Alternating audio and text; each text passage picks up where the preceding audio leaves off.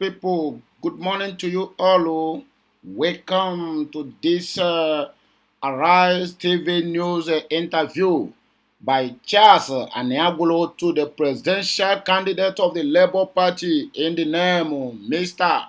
Gregory Peter Obi, where he emphasized and narrated his ordeal during the detained or so-called questioning by the United Kingdom immigration officers, where they made him to understand that his identity was duplicated in order to perpetrate some crimes in the United Kingdom.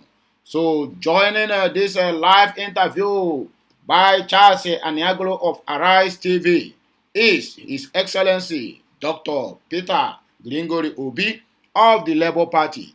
So in this very interview, P2B pinpointed in so many areas of our democracy and the threat to it by APC and their so-called presidential aspirant or presidential select or president-select as it may ought to be. So my wonderful people out there, the obedient family, I would like you to take most of your time to listen to this interview. I bet you will never regret doing that. So as you are doing it, please make sure you are subscribing, sharing any of my comments or any of my content, and let it go viral. I will be back again with another illustration of my own view on this very, very interview. Have a nice day, my people. I'll be right back. Thank you. One of the leading combatants, Mr. Peter Obi, presidential candidate of the Labour Party. I'm Charles Aniagolo, and this is Arise Prime Time. So, for the Labour Party and its presidential candidate, Peter Obi, the sky has darkened and the future has become less certain following the election and its official result. For them, that ballot turned out not to be about creating a new Nigeria, but about strengthening the ruling APC party's grip on power. Well, expectedly, the APC loudly disagrees with that assessment, insisting that the Labour Party's crushed democratic hopes did not come about because of anyone being rigged out, but because Labour and the rest of the opposition are sore losers. And so the competing political sides are preparing to do battle in the courtroom. But with the outcome still very much in question, who will prove their case and light this country's path to democratic glory? Meanwhile, in the court of public opinion, controversy is billowing over Peter Obi, with questions about his arrest in London, whether he's a dual citizen, and allegations of treason against him, not to mention the nagging issue of that audio leak of what appeared to be a private conversation about a religious war between him and Bishop David Oyedepo, and of course the internecine crisis that seems to be tearing his Labour Party apart. Amid that explosion of multi-layered controversy, his aides have been scrambling to provide answers, and certainly these are seismic questions that need answers. But answers that should come from the man in the eye of the storm himself. Well, let's not keep his many fans and opponents waiting, because joining me now in the studio is the presidential candidate of the Labour Party, Mr. Peter Obi. Very, very delighted to have you here. Thank you very much indeed for coming in. Thank you, Mr. Charles, for inviting me. And we know you've had a long day, because I saw you on the television at the Labour Day, the May Day celebrations earlier today, and you've gone from one meeting to the other, so we really appreciate your taking the time to talk to us. I like that. Now, there have been a lot of reactions trailing your apparent arrest in London by the British authorities. Some have said that you were being witch hunted by the APC, others that a petition was sent against you, and still others that you were being impersonated. Can you tell us the circumstances of your purported apprehension in London and what has happened subsequently, and sort of clear the air on that? Did you commit an offence for which you were being stopped? Thank you, Charles. One is, I was never arrested. I was never detained. And I did not commit any offense. I was stopped for a routine immigration check because there appears to be a duplication of my identity. And all this lasted for maximum of 20 minutes. And I was treated in what I do with all due respect. Charles, I lived in the UK in the 90s, say from 1993 until 2005. I remember meeting you in London, actually, in that period. Yes. Charles, not just that I lived there, from that 1993 till now is a period of 30 years. I have never been questioned, arrested, detained in any country in the world. I've never been, for any reason, found myself in any manner being questioned for any offense. I've not committed any offense. So it was a routine immigration check. And it lasted, like I said, less than 20 minutes. And I was actually given all the due respect by the border personality that interviewed me, who told me, your identity is duplicated, be careful. And actually had to walk me through what I can call the VIP process and everything. And I have a written document from British government. I've seen that document. Thank you. I showed it to you. Clarifying the situation. He was never detained, and it was just a few minutes question and everything. And they were Nigerians because I arrived on British Airways. So they were Nigerians who were queuing up. Even Woods here was even worried that I was asked to just wait for a few minutes. And when that happened, I explained it to them, and there was nothing. But it's been traumatized and everything because it's me. People said I was detained, committed an offense. People said even committed several offenses and everything. Oh, his company was closed. He wasn't paying tax. Charles, for the years I lived in Britain, never have I had any day been questioned. And I can say it, my taxes, my days were duly paid.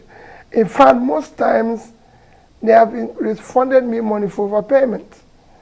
I've borrowed money, I've done everything globally. Not one day did I default in any. If you find one default, then it's not Peter Obi. Well, I'm glad you clarified that point about the arrest. And in support of the point you're making, I have seen the letter from the British High Commission making it ineluctably clear that it was no such thing. Nevertheless, as you said, there was a huge hullabaloo about that in Nigeria. I mean, was that a humiliation for you, or at the very least embarrassing that all this was being talked about you, and I mean, even the people who follow you were disappointed? Charles, I would have made comment on it earlier, but these things happened during what I call holy month, where for me as a Christian, it was a fasting period and period of the Ramadan. And I felt it is not time to make comments. I only answered one question within that period when I was mentioned with treason, because I felt it's a huge offense. And because it was actually mentioned where it shouldn't have been mentioned. Other than that, I just felt this is the clarification. And I've just shown you the letter. Yes. I won't go about telling everybody and showing everybody the letter. Yeah, that is true. It just showed you where we've taken our rascality to, where people now come up with all sorts of things. Well, some people said you were deported from the UK. but obviously not. No, they saw it. I was routine check and I was allowed to go. Right. They even saw where I attended churches and meetings and everything. But that's where we have reached. But I mean, what sort of questions did they ask you when they took you in? Nothing. I was there. Nobody took me to anywhere. Right. I was just in front of a counter, and I was asked a question, and they said, "There's something wrong with your identity. There's something wrong with your identity. Just give me a few minutes." And that's it. And I sat there for the few minutes. For about 15 minutes, he came back and said, "Your identity is duplicated. And if my identity is duplicated, you've lived abroad as identity theft, duplication, which I would say must have originated from here." But Well, that is for another day. Yeah, I'm glad you've clarified that point. But there's also another question being raised about whether you are a dual citizen. As you said, you lived in London for a long time. I mean, do you have dual nationality, either British, American, or elsewhere? Because I was reading somewhere that you were conferred with the honorary citizenship of Dallas, Texas in 2022. Charles, you know what that means? It means nothing. Yeah. Even one of the presidential candidates said that it means nothing. It just shows that, okay, well, if you come into this city, you're welcomed. It doesn't even give you a visa. If you apply for a visa, it can't even help you for your visa application. It means nothing. Charles, I've never applied. Right. And I will never apply for citizenship of any other country. Yeah, but I'm a Nigerian. Right. But I believe in Nigeria. I lived in the UK for a period of about 12 years. I had a permanent stay. So you were a permanent resident in the UK? But I had indefinite stay, Right. Okay. which means I can stay there for the rest of my life. Yeah. But when I left the UK in 2025, I went back to them and said, "Take your stay. I'm no longer have anything." And I go to the UK with visa. And also to clarify the fact that even if you were a permanent resident, that doesn't make you a citizen of that Well, country. I'm just telling you that Yeah. even that stay, I returned it. Right. I have never applied, and I will never, as long as I live. Right. My family knows this. Everybody knows that. I was born in Nigeria. I'm a Nigerian. God created me a Nigerian. He would have made me an American, or a Japanese, or a British. But since He made it that I'm a Nigerian, I will want to live and die in Nigeria. Nevertheless, Asari Dokubo, who is a well-known person from Rivers State, says he can prove that you are a citizen of the Solomon Islands, and that the conditions for buying property there is that you must be a citizen. What's your reaction? Do you own property there? One, I don't know where is Solomon Island. I've never been such a place in my life. I don't know. I've never been there. I've no reason to go there. Few places I've gone in the Caribbean, places like Haiti. I was in Haiti when they had the earthquake. I was a governor then. Everybody who is close to me knows that I've been to most troubled places in the world. So when there was earthquake in Haiti, I went to President Jonathan. He's still there. I said, "Mr. President, I'm going to Haiti. They had an earthquake. I want to go and help them to rebuild." He was even surprised. He said, "Peter, why?" I said, "That's what I've done all my life. I've been to most troubled parts of the world. As I'm speaking to you, Mr. President, I've withdrawn my son from school. We're going there to Haiti." And I went there. The High Commissioner then will tell you, I even met some police officers from Nigeria who were there, and they will tell you.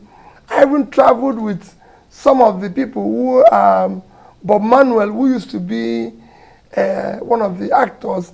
He saw me and I said, "I'm going to this place to help them rebuild." And I helped them to raise money then, over $200,000. So I've been to Haiti, and I've been to Barbados.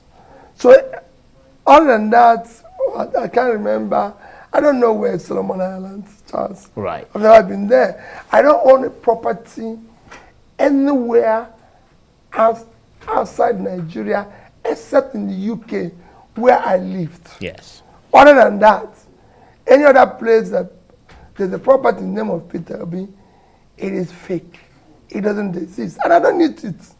Why will I own a property where I don't live? Well, I'm glad you clarified that point, but I'm afraid there are other things that need clarification. The Minister of Information, Lai Mohammed, recently called for your arrest, accusing you of treason. Do you see any links between your activities lately and any treasonable offences? Charles is the height of rascality. Height of rascality. That it was even announced in Washington. I committed a treasonable offense, and I'm in Onitsha. And my minister went to announce it in Washington. This is what I'm talking about. We're not talking about waste in governance here. People don't want to understand. The amount it costs Nigeria for him to go and announce that in Washington can fix, I can tell you, I've been in government, can build a block of 6 classrooms in a primary school. I'm sure if you go to his village, there's so many places where children don't even have desk or classroom to go to school. And instead of using that money to go and do it, he used that money to go to Washington to announce of treason of somebody who is in Onitsha. He doesn't need to do that. It is rascality of the highest order. These are the reason why we want a new Nigeria where things will work the way it works in other clime. From there he went to London, announcing the same thing. Well, I'm in Nigeria. He should have come to see me or invite me and say this is the offense. How did we get here? Yeah, that's a good question, but I'm afraid it will remain a rhetorical question at the moment. Some of your followers, just moving on from that, who are known as obedience, have recently engaged in a sort of caustic exchange of words with Professor Wale Soyinka, the Nobel laureate, and he said that they simply don't accept any form of criticism. And I think it was around the time when he made the comments about fascism and your deputy, Yusuf Baba Dati Ahmed. What are your thoughts on that? Well, Charles Prof is a respected, revered personality in Nigeria and globally. And I've always respected him. And he's a dear father to me. And for me, I was very, very sad that there was such a change. Some of the obedience, I must tell you, or people they, mentioned that the obedience are not entirely people who are with us. The oppositions have also come into it and are using it at times. You mean other opposition Other parties? opposition parties. Right. But that is not to worry about. But I was very sad there was such a change between a respected father but you have to understand this. These young people are people who have been so deprived by supposedly a system that is supposed to care for them. They've been pushed to the wall. Even me, Charles, the way they even react when I say things. But I could see their pain. I could feel it. Because I live in the same system, Charles, that they are living in. I said it in Enugu 2 days ago. I said, listen, I lived in this town. I went to JL in Enugu as a student, University of Nigeria, Nsukka, and paid 2,600 and something naira for a Volkswagen car. And within 2 years, Umano Motors in Nsukka sold a 505 to me at 2,700 naira, at 6,800 and something naira in the same country. I remember Ozumano telling me that they have too many orders from so many lecturers, so my own will be delayed. If you go and see people like Professor Wala, my lecturer then, they are driving new cars. It's some society where we lived, everything was working. All of a sudden, these young fellows now live in what you can consider a war situation. So at times, there's issues. I will make my own comment in it that Prof remains a revered father, and I'll keep respecting him for that. And of course, the young obedience, I feel for them. I wish we can see what they're saying. I wish we can feel what they're feeling. The pain, chance I go around these young people, there's nothing the society is offering them. Well, it's not just even when they try to do it on their own. Yeah. This is a place where if you carry today, you are moving around with laptop, you are arrested and labeled all sorts of names. This is a place where people are thrown into jail for even making comments. These are places where people, all sorts of things are meted on these people. When people who have stolen billions of country's money, done worse things, are moving around, being celebrated, being used as an example to them. Well, on the back of what you're telling us, today is, of course, Labor Day or Workers' Day, and Nigeria marks the day amid rising unemployment, which kind of relates to the people that you're talking about, because a lot of the people who are most affected by unemployment are young people, and many of them are part of the obedient movement. What is your message about that? Well, Charles, what message can you give them? Which country of our size that you know today is going through what we're going? We have almost 40% unemployment and 65% youth unemployment. When you talk about 1.3 million people being grouped as multidimensional poor, huge percentage of these are young people in their productive age, doing nothing without knowing where the next meal will come from. And nobody cares about them. And that's what is happening everywhere.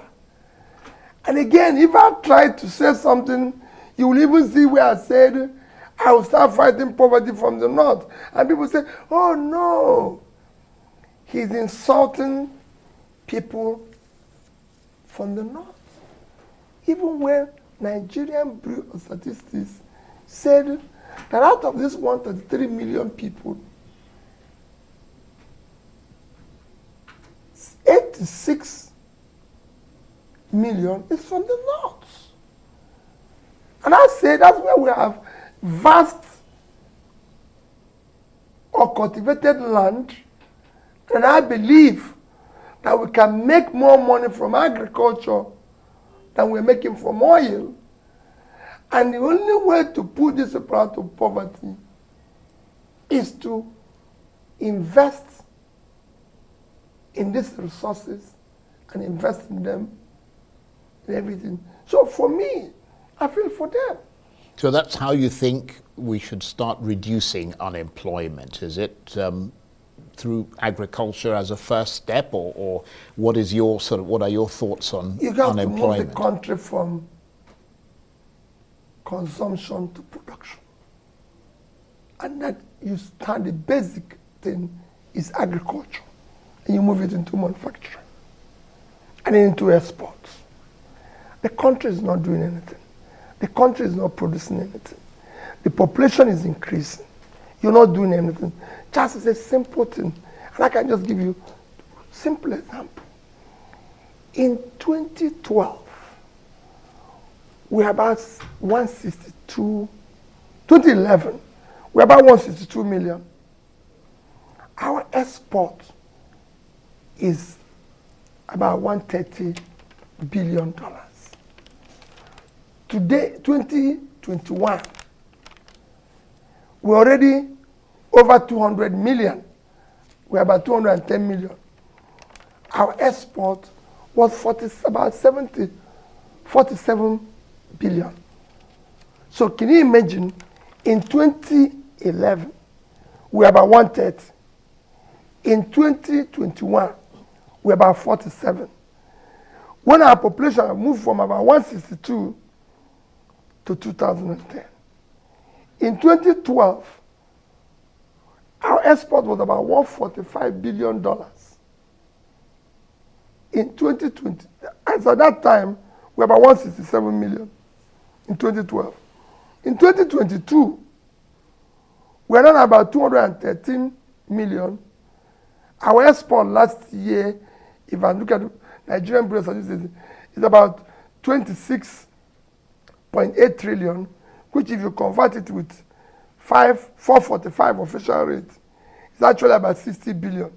So we couldn't even do half of where we are in 2012. What does it show? You're not doing anything. We have here an average container importation, just using container, not even using the containerized goods. We are now above 1 million. I think it's about, what I read last time, it's about 1.5 million approximately. Charles, several of these, up to 70 or 80%, go back empty. No other country. If you decide today that you have 1.5 million containers coming into Nigeria, and all of them must go back with some form of export, put it on average of about $20,000 per container going back with goods. That's $30 billion. So if, for example, 50% of this goes back empty, you lost $15 billion for a country that needs every dime. That's a very interesting point. So we need to do something. Yeah, I'm going to ask you to stay with us because we have to take a short break, but we will be back. It'll give you a chance to have a sip of water. You're watching Arise Primetime. 20 more still ahead as we continue our chat with the presidential candidate of the Labour Party, Mr. Peter Obi. Stay with us.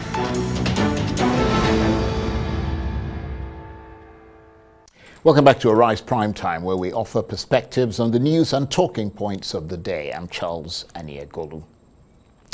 Now, the saga of Nigeria's 2023 presidential election was, for the opposition Labour Party and its leader Peter Obi, a tragic affront to democracy, an electoral earthquake that crumbled their hopes, shaking the faith they had that the election would be the turning point that would change the course of Nigeria.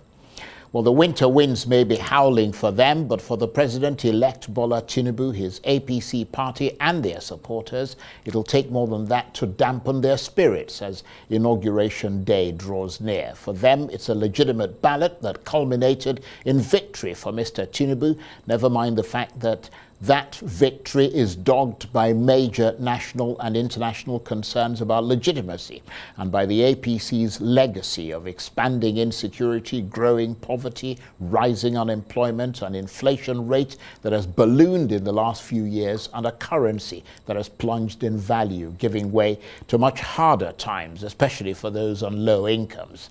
So as the rival sides step up their preparations for the legal conflict ahead and the courts become the new front line of their quest for legitimacy amid all the other controversies that are swirling around the leading presidential candidates, where does Nigeria's hottest political issue go from here? And the presidential candidate of the Labour Party, Peter Obi, is still with me in the studio. Thank you very much indeed for staying with us. Thank you for having me, Charles. Now let's turn to the president-elect Bola Tinubu, whom, from what I read, you recently visited or were shown on social media to have visited. That suggests that you're making reconciliation moves. What are the reasons for that? And what would you say to your followers, the obedience, who might, in a sense, feel betrayed by that move, if it did in fact happen? Charles, it did not happen. I've never visited him. I didn't. You know, these are one of the things I'm telling you. They've turned the whole thing into a joke. So what it is now is, what are we going to do to crush this person? What are we going to do to label him this? If it is not to label him tribal bigot, religious bigot, if it's not sticking, maybe we'll find his family, maybe have a love child somewhere, maybe all sorts of things. You know, duplicated identity, everything. Because I've been to the UK about 3 times this year, not this issue. So it's all about, oh, let's go to Washington and announce to them that is treason, that is involved in this, involved in that. Charles, I did not visit anybody. Okay, well, that's a clarification. So my followers are saying, will remain steadfast in the course we've chosen. And that is to do the right thing. We went into election with a strong faith in the law that was signed by Mr. President, with a strong faith in the statements of Professor Mahmoud, which was said globally, said it in Washington, said it in Chatham House, in places where even other electoral bodies don't come to say anything. He said it all over Nigeria. Even when people doubted it, he said nobody should doubt it. It's going to be this real time. Why do we have to go through that? Just why do we have to? Why is this country built that things must be wasted? So why do you think he said those things and did something else? We spent nearly $1 billion for this mess. We could have just saved the money. After all, if the university striking lecturers were giving 400 billion, there wouldn't have been no strike. We'd have just asked Mr. President, you're going, please appoint somebody of your choice. You would have saved everybody, the parties that were running around, all those monies people use for campaign and everything, running around, even those who shared money for their primaries, they would have saved all that money, even for the forms, and use it to invest in the 2 critical areas that is keeping this country underdeveloped: education and health. If we have put 100 billion in primary health care that have just collapsed, and we have the highest infant mortality, surpassing India, that is 1.4 billion people. Nigeria have surpassed India in infant mortality. If we had put 100 billion naira on that, it would have made all the difference. We didn't. We put it in the election. And then we came up with this. But why do you think he went to all those places, Chatham House and all the places around the world? I don't know. That's what and said those things and then did something else? Yes, that's what I'm worried about. And this is not being said by somebody who is uneducated. It's been said by a respected professor. But does that give... That questions the entire... You see, whenever I talk about that educational qualification, it's not a measure of integrity. That's what it should be. Yeah, but you're suggesting that it was necessarily something that had to do with integrity. They're arguing that it might have been, or that it had something to do with technical glitches. Which technical glitches? You had three elections the same day. The other two went through the same promise you made. The most important one, the most important election in this country is the election, the presidential election. That's where we have issues. That's where we have our problems. That's what we need to solve. That's where we need competence, capacity, integrity, and everything that is required to move it forward. And that is the only one that you have glitch. Which glitch?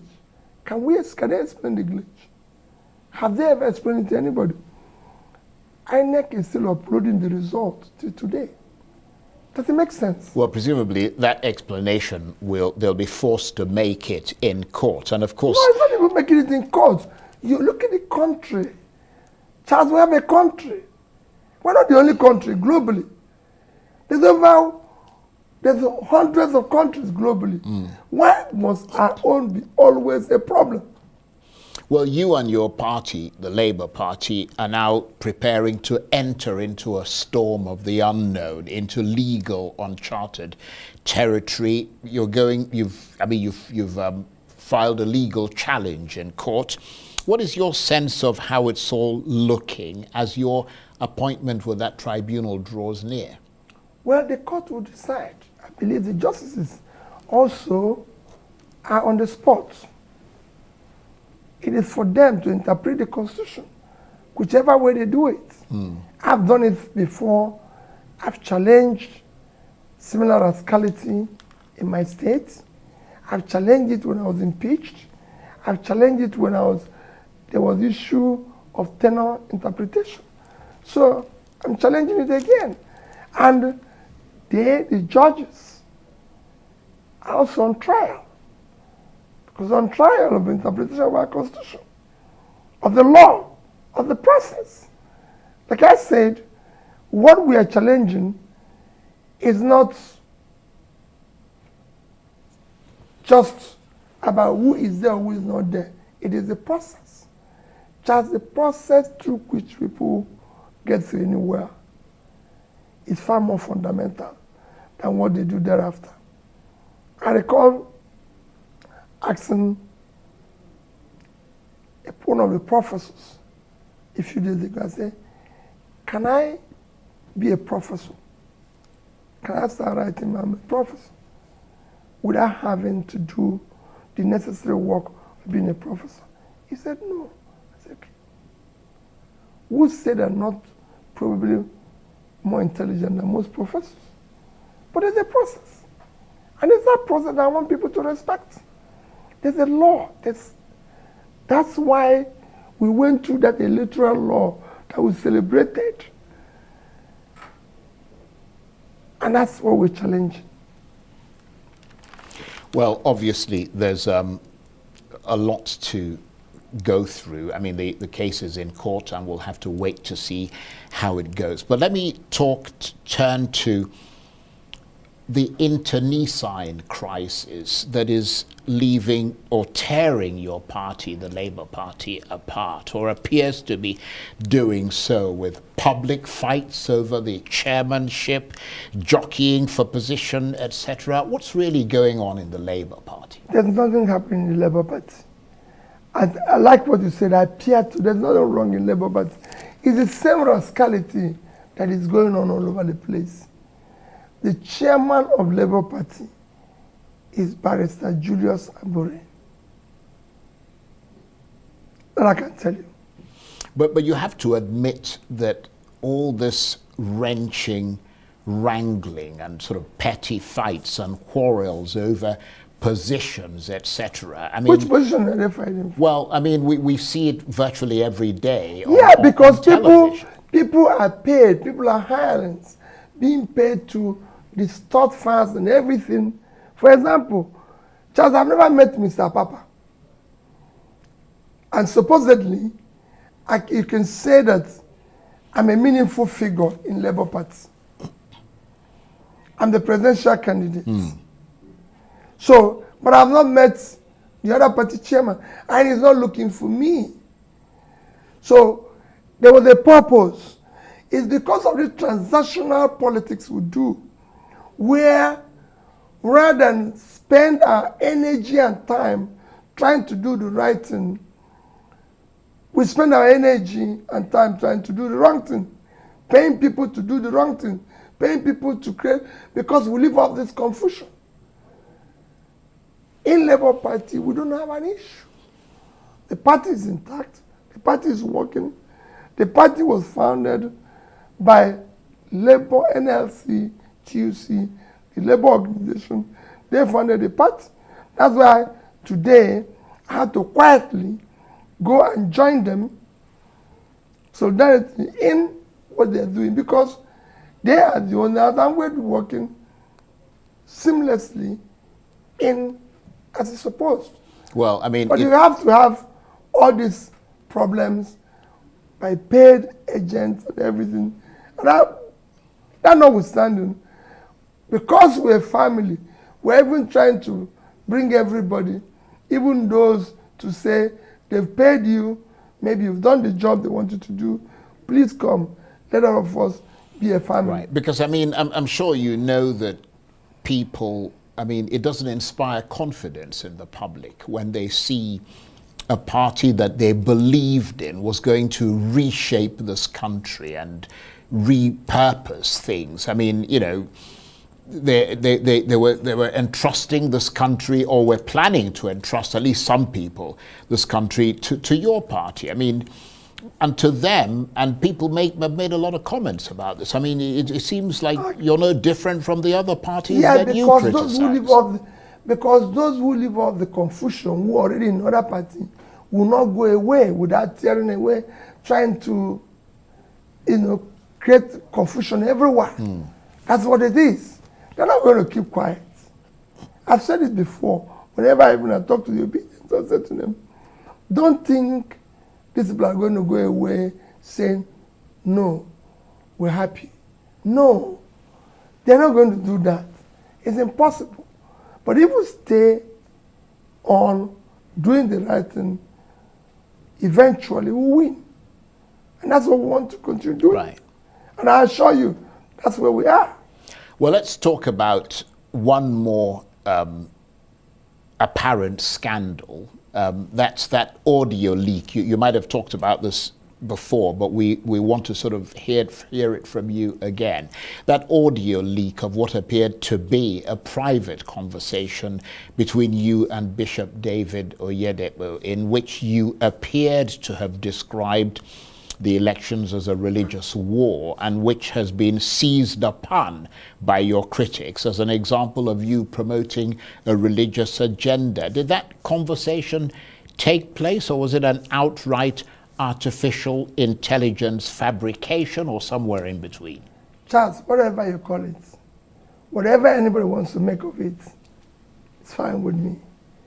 All I can tell you is that, Charles, I'm not a religious or tribal bigot. But you did have the conversation. No. I just tell you, what they make about it is their business.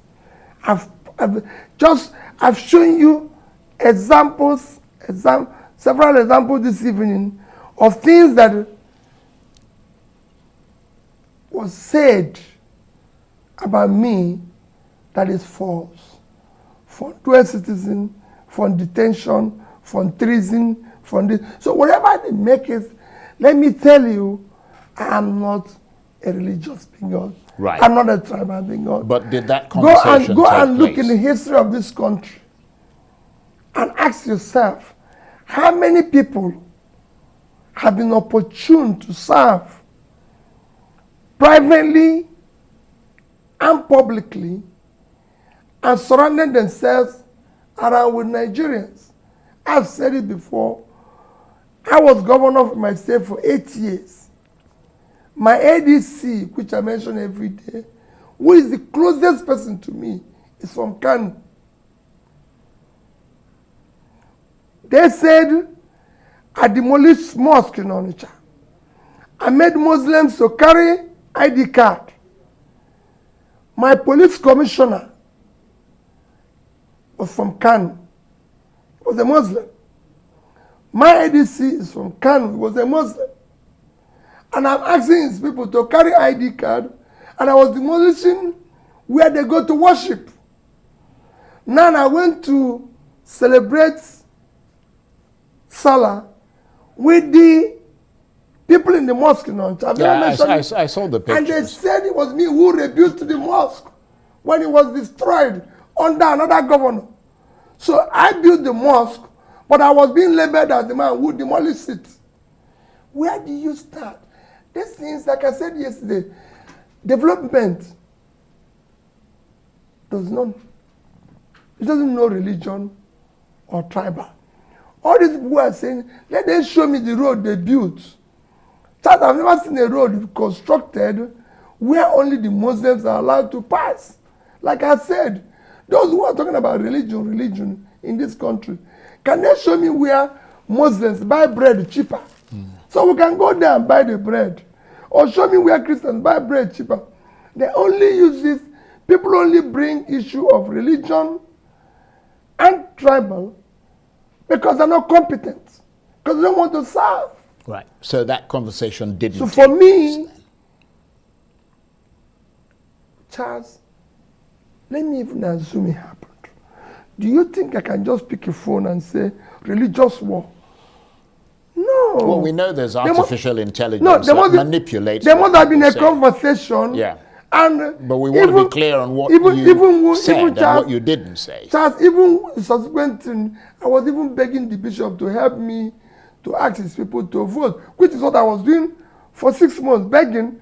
I wasn't saying snatch it, kill it, take it, force it. I was even begging, which shows that I continue to look for vote by begging. It shows there's so many things you've tried to do, but everything okay. It's easy to manipulate. Let me tell you, those who have been manipulating people in Nigeria have been doing it, but it's coming to an end because even those that are manipulating are not dying of hunger. So they will soon know who is a religious bigot, a tribal bigot. I am not one. I've just given you an example that I built mosque. To today, no non-Muslim governor have sent more people to Mecca than me. Right. They said it when I went to Akka.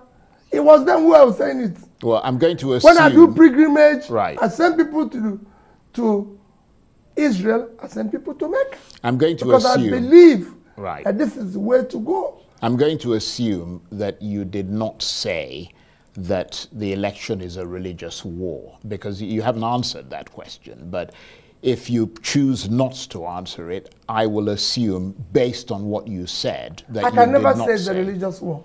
Okay. Because it's not. Right. So that clarifies if there's a conversation, even if, Charles, just like what's happened to me in London, even if I was stopped, you can call it I was stopped or even detained. But to go and say, oh, he committed a crime, he did this, and he was arrested as a result of it. There's conversations around the election where a conversation can come and I say, listen, this looks like these people are trying to do this. But I did not campaign that is a religious war. What for? I'm surrounded by people. If there's anybody where a president and vice worked as brothers, it is me and that. And he knows. And I will always tell him that we must pull these people out of poverty. I came to you because you're a young man. For the first time in history of Nigeria, we had a presidential candidate, vice presidential candidate, a party chairman. There were people born after Nigerian independence. I said, with three of us, we must save this country. And he knows my commitment to it. We must do this, we must do this. I can't be doing it with the background of a religious war. We've got or even tribal one. Right. We've got about a minute and a half left, sadly. How would you describe your mood and your state of mind as Inauguration Day approaches? I mean, you're clearly not the one who will be sworn in, even though you believe that you won the election, but was, as your party put it, rigged out. What is your mood as that date Charles, approaches? have you seen my mood change? No. I'm not desperate to be president of Nigeria. I'm desperate to see Nigeria work. I'm desperate to see a good Nigeria. And I'm saying, for me, and that starts by the process through which people get into office. The process as it is today is not acceptable to me or those who are following me. We want to build a new Nigeria. A new Nigeria cannot be built on faulty ground. It cannot be built with this rascality going on. It will only be built on what I call transparent process. If you want to be called His Excellency, you must come through an excellent way. I, Peter, go and check my background. Go and check who I am. I have never one day given anybody $1 to vote for me. I don't know who is INEC rec in my state. Go and ask him. I never met him. We only spoke once on phone when I asked him to do something. Ask Mahmoud, who is the chairman, whether he's met with me. He was given a job to build a new Nigeria. Go and ask anybody. Charles has served as 8 years as governor. I did not admit one person in the state university. I told them, anybody who didn't pass, don't take him, whether it's coming from me or not. We must start doing things rightly in this country. My mood remains the same. What it is yesterday is what it is today, and what it will be tomorrow. All I want is a Nigeria where Nigerians will be proud to say they are Nigeria, with a security, where we can create jobs for the young ones so they have a means of livelihood, where there's a future they can hope. And it is that future they voted in Daddy and I. And we were prepared, and we are prepared tomorrow. Whatever happens, we remain steadfast. We're not going to go away. I'm not going to go away. Like I told you, I'm not a citizen of any other country. I'm a citizen of Nigeria. I believe in Nigeria, and I've said it. If there's war outside Nigeria, if there's war in Nigeria today, I'm outside, I'll come back here. Because I'm a citizen of here, and I believe in it. I want to thank you very much indeed for taking the time to really talk to us and give us your side of a lot of these controversies. We really appreciate it very much indeed. Mr. Thank you for having me. Thank you very much. Is the presidential candidate of the Labour Party. That's it for this edition of Arise Prime Time. Join us again tomorrow. From me and the entire team here in Abuja, bye-bye, and thank you for watching.